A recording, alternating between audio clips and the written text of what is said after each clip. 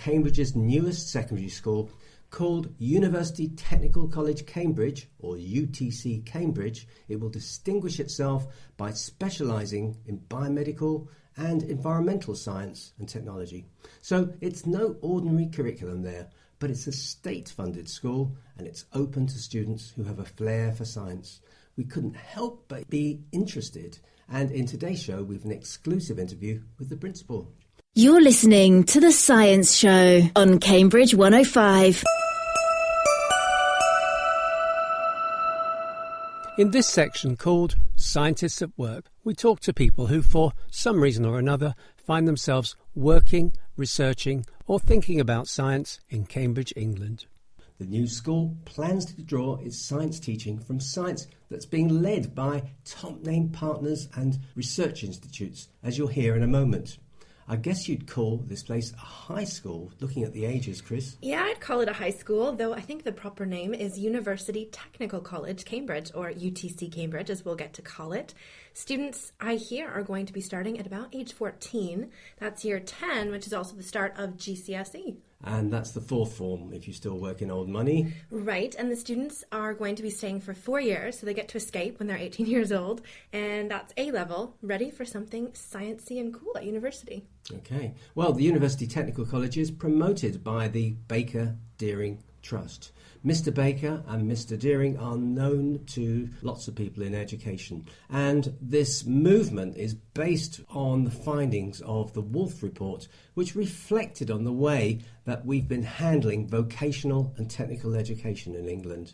And one of the ideas here is to start that education earlier, at 14 years, and to acknowledge that lots of kids these days continue in education at least up to 18. So the outcome of their proposals is that they're going to be opening something like 40 of these UTCs and possibly another 20 more each year. That's really neat, but back to Cambridge, where our own UTC is on the edge of the Biomedical Campus near Addenbrookes, acting principal Melanie Radford. Melanie is a former biomedical scientist herself, and in her time she's developed a program for gifted children and has also led the opening of 2 other schools. I visited Melanie at the end of last year, and it was just as she was settling into her new and exciting role.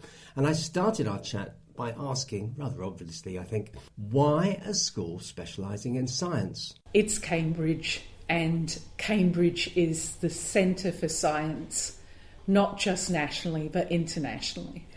And we are a science school with some of the top sponsors anywhere in the world, the likes of MRC, Baberham, Wellcome Sanger, the University of Cambridge Health Partners. These are people who will be working in the classroom and at their own sites with the young people of Cambridge to develop the future scientists for this country. In what ways is this school like an ordinary school? They will still have science teachers, they will still have English teachers, they will still have French teachers, will they? Spanish, but yes. For the year 10 students, they will have a broad curriculum as well, but we will be doing roughly double the amount of science for the average school. Most of that time will be spent in specialty projects with the employers. We can do this because our day is longer. It's 8:30 till 5. Wow. So students will be actively engaged in real life science from year 10. Where is your curriculum coming from? We are developing the curriculum with the employers Yes. as we speak. Yes. And then we'll obviously follow curriculum for BTEC and GCSE and A-levels. So we'll be doing a broad range. Of Edexcel stuff, Yeah. BTEC stuff. BTEC and GCSEs and A-levels. You won't be inventing a new curriculum, surely? Exam-wise, it won't be new, but from the challenge projects, they are all new. Okay. So challenge projects, what are these? The challenge projects are the projects that we're developing with the employers. Okay. At year 10, it will be approximately 40% of the curriculum, and at year 12 and 13, it will be 50 to 60% of the curriculum. How long would a project possibly last? The projects are designed to last between 6 and 8 weeks with each employer. So during the space of, if a young person starts at year 10 and goes all the way through to year 13, they'll do approximately 24 different projects while they're at the school, all real life science. Will they be assessed on these projects? There will be assessment from the point of view that the employers will be giving feedbacks, and where possible, depending on the government changes, where possible they will feed into exam assessments as well. More likely through the BTEC route than through A-levels or GCSE anymore. The exams are built into the understanding because the knowledge that you need for the exams is the baseline knowledge for the projects. So the curriculum is mapped through the projects. The employers generate the projects, and it's up to the school, and the exam boards are working very closely with us to also map their exams to the employer projects. You've got twice as much time spent on science, as it were, so therefore you have time to do the things that other schools cannot do. Yes. Is that right? Yes. Will they still come away learning solids, liquids, gases, forces? Yes, it will be an all-round science education, especially at year 10 and 11. Every student at year 10 and 11 will do BTEC science and GCSE double science with an option to do triple science. So every student will do that, and the projects will feed into the knowledge needed for that. If I've got an exceptionally bright kid, is my kid for you? Yes, absolutely. We're a public school open to all students. We are about phase, not age, so that as a student can progress at their ability, not stuck to their age group. If I have a not very able kid, am I for you? Yes, we are a public school open to all students. The thing that we are looking for is a passion for science. Okay. So if a young person has a statement but they have a total passion for science and we can meet the statement, then they are welcome to be at the school. Is this approach to science education mirrored anywhere else? The UTCs are open. There's 42 in process. The original one was the JCB, which is an engineering school. So there are examples of schools open. They're doing very well. So I'm going to visit Liverpool UTC, which opened in September this week. Okay. And I'm excited to see what they're doing. That is a life sciences UTC, so they do have health options there. Each UTC is locally sponsored, so it's driven by the employers in the area for the jobs of the future that are needed. So obviously in Liverpool they see a big need for the health sciences. Here in Cambridge we have the biggest employer section is the biomedical section, and the fastest growing section is clean technology, which is more on the environmental industries. So those are both of our sets of employers. What is a UTC?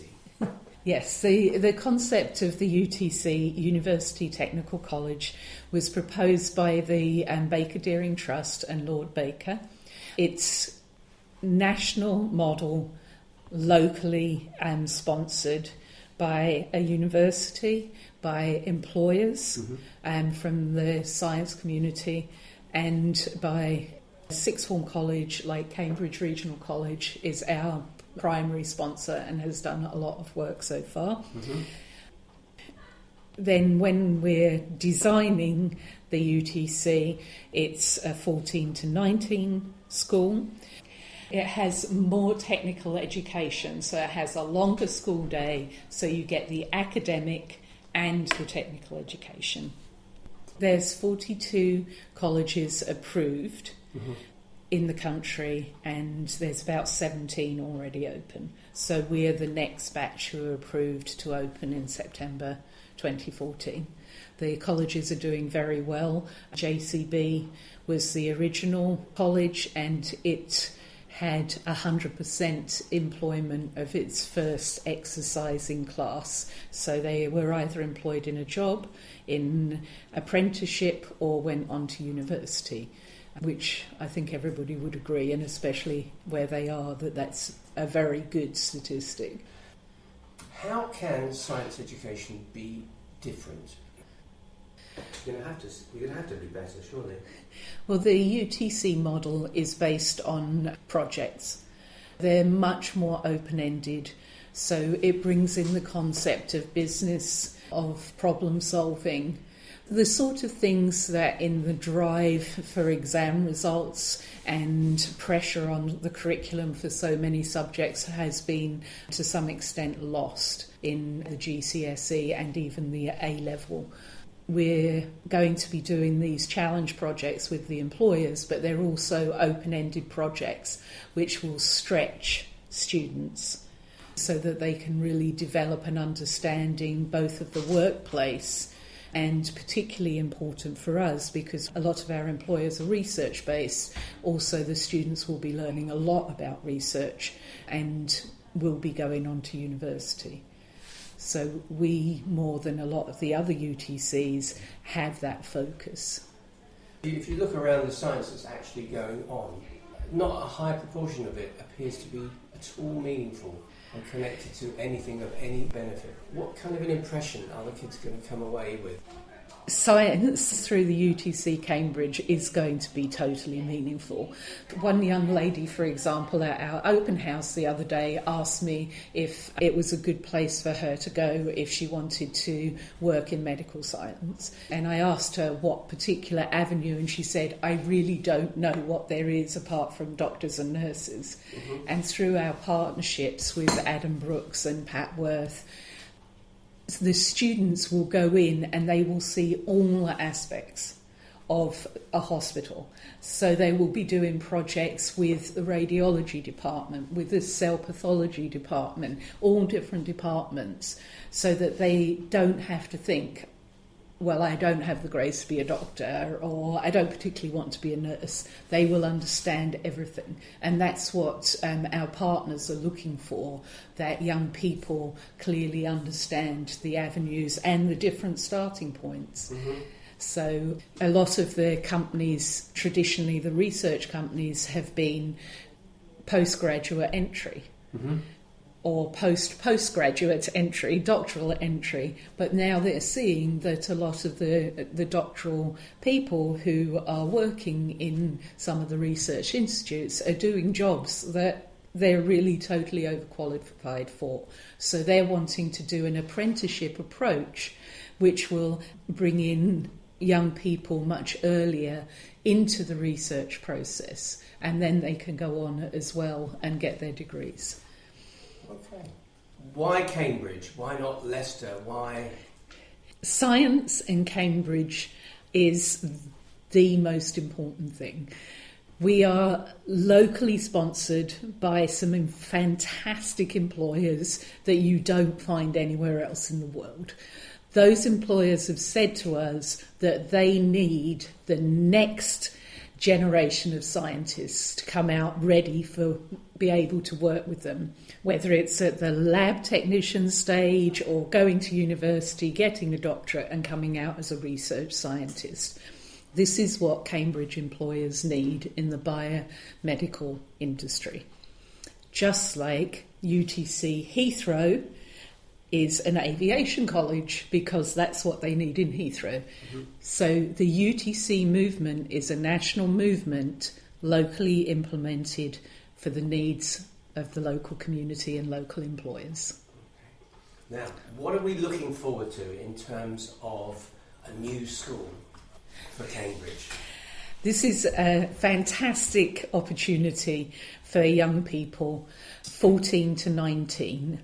If you are out there currently thinking about what GCSEs you should take and you love science, then please look at UTC Cambridge. UTC Cambridge is designed for you. You can get all the science you would get in school and so much more. You'll be working with these fantastic employers like NAP, large pharmaceutical company here, the Babraham Institute, Sanger Wellcome, MRC, university medical partners such as Addenbrookes and Papworth. You will be doing real life science with these companies and in school.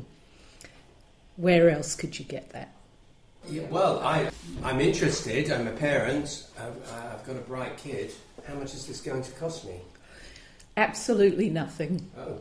A little transport maybe, which we will help with if needed. We are a state-funded school. It is open to anybody of any ability, year 10 through year 13. And all we ask is that you have a passion for science. I work in one of the other schools around Cambridge. You're going to create a little bit of a hole in the system, are you not? Well, we had a fantastic open day a couple of weeks ago, and when we looked at the demographics of where people came from, it was all over.